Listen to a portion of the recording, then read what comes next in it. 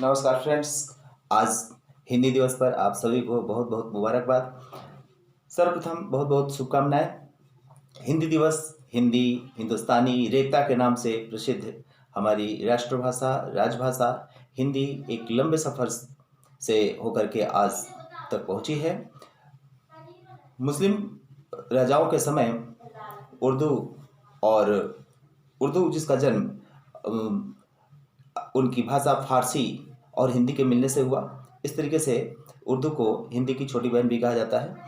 तो सबसे पहले संस्कृत से ये निकली हुई भाषा हमारी उर्दू है, जो ब्रज भाषा और अवधी भाषा से विकसित और पल्वित हुई। 17वीं 18वीं शताब्दी से खड़ी बोली की जो आज का स्वरूप हम देखते हैं ये मिलता है। वैसे अपभ्रंश भाषा 11वीं 12वीं शताब्दी में नाथ और सिद्ध साहित्यों के समय से ही शुरू हो गई थी। हिंदी भाषा को खड़ी बोली जिसका रूप है भारतेंदु युग से प्रारंभ माना जाता है। वैसे तो इसकी रचनाएं रेखता के नाम से अमीर खुसरो के समय से ही प्रारंभ हो गई थी। इसलिए यदि अमीर खुसरो को हिंदी भाषा का उन्नायक कहा जाए तो गलत नहीं होगा। महाकवि विद्यापति जायसी से समृद्ध होती हुई यह खड़ी बोली गद्य और पद्य दोनों रूपों में, पद्यात्मक रूप में तो पहले से ही शुरू होगी जैसे और विद्यापति के साथ, और गद्य के रूप में भी आज के सभी विधाएं, चाहे वो संस्मरण रेखा चित्र हो, चाहे कहानियां हो, चाहे नाटक उपन्यास, सभी विधाओं में भारतेंदु युग से शुरू हुई।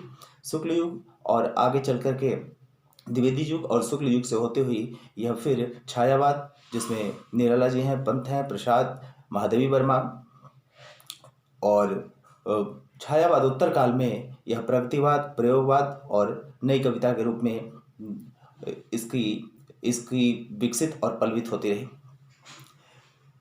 आज का विशेष एक हिंदी दिवस के अवसर पर मैं स्वरचित कविता रखने जा रहा हूँ। एक बार विद्वत सम्मेलन में ऐसे चर्चा हो रही थी तो हिंदी के प्रश्न पर यह हुआ कि हिंदी में अब नई रचनाएं उतनी उत्कृष्ट नहीं आ रही हैं, शायद हिंदी बूढ़ी हो गई। उसी पर मेरी रचना है। देखिए, इसके पहले हम ये 2-3 बातें जरूर कहना चाहेंगे कि हिंदी न सिर्फ हमारी राष्ट्रभाषा राजभाषा है, बल्कि स्वतंत्रता आंदोलन में हिंदी ने भारतीयों के राष्ट्रवाद को जोड़ने के लिए बहुत बड़ा काम किया। और राष्ट्रवाद को जोड़ने के लिए किसी भी एक भाषा को जब तक से उसमें एक राष्ट्रीयता नहीं दिखेगी तब तक राष्ट्रवाद के तत्व उस तरीके से समायोजित नहीं हो सकते। निश्चित रूप से चाहे वो नेशनलिज्म इन राष्ट्रवाद, चाहे वो फ्रांस में पढ़िए, चाहे वो इंग्लैंड का हो, हर जगह भाषा का रोल होता है, भूमिका होती है, और उसी तरीके से हमारी हिंदी का भी है। महात्मा गांधी जो कि खुद गुजराती जानते थे, हिंदी उन्होंने सीखा। और इस बात पर एक प्रसंग बहुत प्रचलित भी है कि जब रविन्द्रनाथ टैगोर को नोबेल पुरस्कार मिल गया था और गांधी जी साहित्य सम्मेलन में भाग लेने के लिए पहुंचे हुए थे और उन्होंने कहा कि बड़े दुख की बात है कि हिंदी में रविंद्र जैसा कोई साहित्यकार नहीं है। उस पर निराला जी ने उन्हें अड़े हाथों लिया था और कहा था कि आपने शायद निराला को, पंत को और प्रसाद को नहीं पढ़ा है। निश्चित रूप से उसके बाद हिंदी की भूमिका स्वतंत्रता आंदोलन के दिनों में तो थी ही। बालकृष्ण भट्ट, प्रताप, चाहे वो प्रताप नारायण मिश्र हों, बहुत सारे और जितने भी साहित्यकारों के अलावा स्वतंत्रता संग्राम में के जो बड़े जो हमारे स्वतंत्रता संग्राम के बड़े उन्नायक शीर्षस्थ भूमिका में रहने वाले नेतागण थे, उनमें से अधिकांश ने हिंदी, उनकी भाषा जिनकी नहीं भी थी, उन्होंने भी हिंदी सीखा। हिंदी को एक भारत को एक सूत्र में बांधने वाली भाषा के रूप में विकसित करने में योगदान दिया और हिंदी भाषाओं में पत्र पत्रिकाओं का संपादन किया। आज़ादी के पश्चात संविधान में इसको राजभाषा घोषित किया गया और राष्ट्रभाषा निश्चित रूप से भारत के सबसे बड़े क्षेत्रों में बोली जाने वाली भाषा है। और राजभाषा का मतलब कि जो इसमें विभागीय कार्य, सरकारी विभागीय कार्यों के लिए किया गया। बाद में हिंदी को लेकर के दक्षिण भारत में कुछ विरोधी आवाज़ भी चली, जिसके बाद नेहरू ने त्रिसूत्रीय भाषा का सिद्धांत लेकर के आए थे। तब भी हिंदी को एक अनिवार्य भाषा रखा गया था उस त्रिसूत्रीय में भी। आज विश्व में लगभग 46%, सबसे महत्वपूर्ण बात यह है कि लगभग 46% लोग, यानी कि करीब आधी विश्व की आबादी हिंदी जानती है या हिंदी बोलती है या हिंदी का प्रयोग किया जाता है। भारत से जो ब्रिटिश शासन के दिनों में जो लोग यहाँ से मजदूरों के रूप में भेजे गए थे, ऐसे कई सारे ऐसे देश हैं जो आज स्वतंत्र हैं। ब्रिटिश औपनिवेशवाद के खिलाफ स्वतंत्रता की संघर्ष करके आज स्वतंत्र है। Trinidad Tobago, Fiji, Suriname, Mauritius, ऐसे बहुत सारे देश हैं जहाँ की भाषा, राष्ट्रभाषा हमारी भारतवर्ष की तरह ही हिंदी है। ये बहुत गौरव की बात है। तो चलिए, अपनी कविता को मैं रख रहा हूँ। आप लोगों से कहना चाहूँगा कि यदि आप लोगों ने सब्सक्राइब नहीं किया है तो चैनल को सब्सक्राइब कर लीजिए, क्योंकि इस पर हिंदी साहित्य और इसके साथ ही जो भी अध्ययन से संबंधित विशेषकर इतिहास और नागरिक शास्त्र की चीज़ें हैं वो सारी उपलब्ध हैं और होंगी। तो हिंदी तू निर्जरा है। गुरु प्रश्न है, उत्तर किंचित कठिन, उत्तर लघु है किंतु वांछित पर्याप्त। हिंदी क्या तू सच वृद्धा हो गई? त्वरित नहीं मंथर सही, किंतु अब तो शायद रुक गई गति। द्युति क्यों अवरुद्धा हो गई? द्युति क्यों अवरुद्धा हो गई?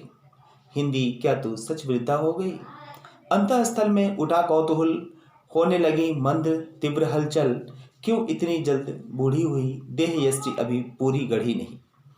अलंकार अभी धरा ही था, लय परिधान पहरा ही था। छंद बंध अभी टूटे ही थे, भाव विधान बोल फूटे ही थे। कल ही तो खुले थे रूप विन्यास, अयाचित स्वर संधि समास। सुकुमार पंथ अनचाहे उलझाए लोचन, प्रेमचंद प्रसाद करते रहे विमोचन। तुक तोड़ अपराजय बन उठे निराला, रवि हुआ अस्त बच्चन बोले हाला। प्रगति बढ़ी श्रम का महिमा मंडन, प्रयोग दौर कमिलता टूटी, बनी आत्म सजन। पद्मिनी रूप पर इतराई, उर कपोल बिहारी ललचाई। मीरा कृष्ण नाम चुनरिया डाली, सौंपी तुलसी सूर सौंदर्य भक्ति प्याली। सपाट ब्यानी ने छीना यौवन, समय से पूर्व हरली जीवन। अनगढ़ पौरुष नहीं कोमल रूप कांति, सच के नाम भदेश व्यर्थ दमित छद्म भ्रांति। कहे वो साहित्य वाक जाल, क्यों न कहे शब्दवाणी के ये कंगाल। राजनीतिक दलदल में फंसाकर, विधान संधान नीचे धसाकर। माँ भारती तनया तुझ रूपसी को श्रेयसी से गिराकर। ऐसा कर दिया कि मीरा सी तापसी होकर भी न रहे। निराला की ग्राम वासनी मृदुभाषणी दमन कैसे सहे। नारी गुप्त अबला बन सहे, कैसा ये निर्वासन। जिसने स्वतंत्रता में एक किया, राजभाषा बनाकर भी हमने न टेक दिया। इसे रूखे चेहरे की नियति क्यों माने। अटखेलियाँ लेते थे लोल कपोल, भ्रू विलास खोलते थे कर्ण माधुरी खोल। तेरे उच्छ्वास चतुर्दिक बिखरते सुवास, अधर हास कलेवर विलास। अभय वरदायिनी अपरा निर्जरा है। मृदुभाषिनी ओ सालता है यह वृद्धापन। असमय असहज है यह उम्र का पड़ाव, या कि ठहराव नहीं यह टूटने बिखरने का भाव। ए बाला तुझे पुनः सजना होगा, नूतन वेश नए परिवेश सा। वीणा वादनी का ध्यान कर, नवल स्वर बजना होगा। न सिर्फ स्वयं के हेतु, प्रेमी जन के हेतु भी, जो तेरे कारण है जीते। राग अनुराग रूपक रस पीते। ए प्रिया दृढ़ हृदय कामना, नित नूतन रहे नव यौवना। रति तेज सजे सदा, भ्रमर कवि गूंजे सदा। अभी तो कल की ही खिली है टटकी कली। यहाँ पर हिंदी का विकास और हो, इसी कामना के साथ यह कविता लिखी गई है। और हिंदी न तो वृद्धा हुई है हिंदी, बल्कि निर्जरा है। वह झरना है जिससे सदा साहित्य की कलकल धारा प्रवाहित हो रही है।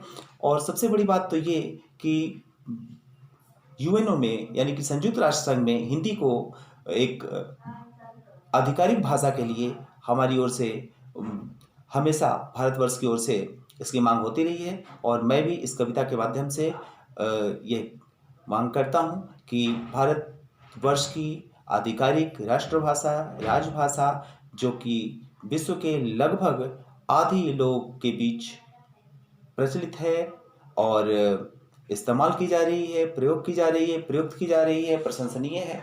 इसे निश्चित रूप से संयुक्त राष्ट्र संघ की आधिकारिक भाषा का दर्जा मिलना चाहिए। ऐसी हमारी प्रयास हो। इसी के साथ नमस्कार, धन्यवाद।